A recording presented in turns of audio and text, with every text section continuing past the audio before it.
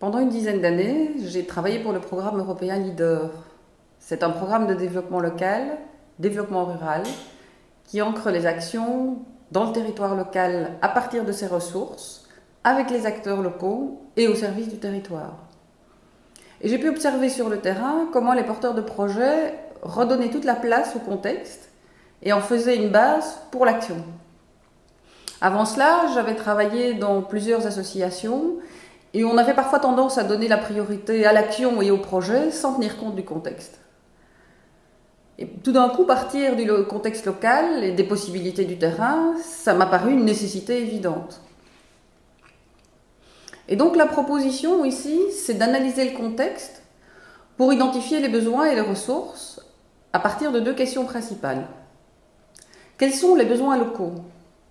Dans quelle mesure sont-elles satisfaits ou pas ? Et est-ce qu'il existe des niches, voire des brèches pour de nouvelles activités, voire de nouvelles entreprises ? Seconde question, quelles sont nos ressources dans le contexte actuel sur lequel on peut s'appuyer pour construire un projet ? Et en particulier, quels sont les acteurs présents sur le territoire qui sont susceptibles de contribuer ou de soutenir le projet ? On va parler des acteurs publics, institutionnels, des acteurs privés dans les secteurs économiques et des acteurs privés du monde associatif. Comment tous ces acteurs peuvent travailler ensemble, comment on peut créer des alliances et comment on peut servir le territoire sur cette base. Sans dynamique d'acteurs, pas de projet. Pour chacune de ces questions, je vous propose une grille de lecture. D'une part, sur les besoins. On va identifier différents secteurs où il y a des besoins qui peuvent être spécifiques. En termes d'économie, en termes d'environnement, en termes d'emploi et de cohésion sociale, en termes démographiques, migration interne, est-ce que des gens arrivent, est-ce que des gens partent, en termes de culture, de patrimoine, de mentalité, en termes de qualité de vie, c'est quelque chose de différent de l'environnement, mais c'est super important pour un territoire. Aussi, une chose qu'on oublie souvent, c'est l'image. Quelle est l'image du territoire à l'extérieur ? Comment est-ce qu'on peut l'améliorer ? Sur quoi est-ce qu'on peut travailler ? Quelles sont les sciences et les technologies qui sont disponibles ? Et quels sont les besoins ? Disponibles localement, disponibles à l'extérieur. Quels sont les besoins sur ces aspects-là ? Une fois qu'on a identifié les besoins du territoire, on va identifier quelles sont les ressources. De la même façon, en termes d'activités économiques existantes et d'emploi. Ça veut dire l'industrie, l'artisanat, les différents secteurs industriels. Il y a à ça les ressources humaines. Quels sont les savoir-faire, les compétences existantes, les métiers sur lesquels on peut s'appuyer, les talents à valoriser. En particulier dans le domaine des ressources humaines, on sera attentif à des ressources inexploitées. C'est vrai pour l'ensemble des ressources, mais en particulier pour celles-là. Alors, exploiter n'est pas le bon terme, mais quelles sont les ressources qui ne sont pas utilisées assez souvent ? Comment, par exemple, on peut mettre autour de la table des nouveaux acteurs, des gens à qui on ne fait pas appel habituellement et qui peuvent se révéler une ressource précieuse pour le projet.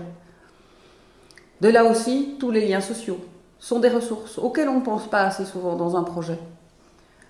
Quelles sont les ressources culturelles, le patrimoine ? Et on sera par exemple sur ce domaine-là attentif aux ressources non délocalisables. C'est-à-dire les ressources qui vont permettre d'ancrer le projet et qui vont permettre aussi qu'il ne soit pas délocalisé à l'extérieur une fois que ce sera un succès. En matière d'agriculture, par exemple, le terroir pour le vin, il n'est pas délocalisable. Et donc c'est une ressource qui va rester sur le territoire et permettre de garder la plus-value de l'activité sur le territoire. Pareil pour le patrimoine, la beauté d'un paysage n'est pas délocalisable. Et ça peut donc être une ressource importante pour un territoire local. Les ressources financières, bien sûr. Quelles sont les ressources institutionnelles et la gouvernance ? Et là, on reviendra sur les dynamiques d'acteurs qu'on a évoquées il y a quelques instants. Quelles sont les relations extérieures ? Et quelles sont les ressources physiques naturelles, donc en matière d'environnement ?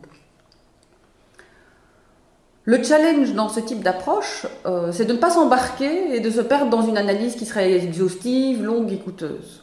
On va plutôt essayer de s'attacher à créer une cartographie du moment, une cartographie globale, une vision globale qui nous servira de boussole pour l'action à venir et à laquelle on pourra revenir dans un mouvement d'aller-retour en fonction de l'évolution du projet, de voir ce qui évolue au niveau des ressources, ce qui évolue au niveau des besoins. Donc c'est une analyse qui peut accompagner l'ensemble du projet et sur laquelle on peut revenir plusieurs fois.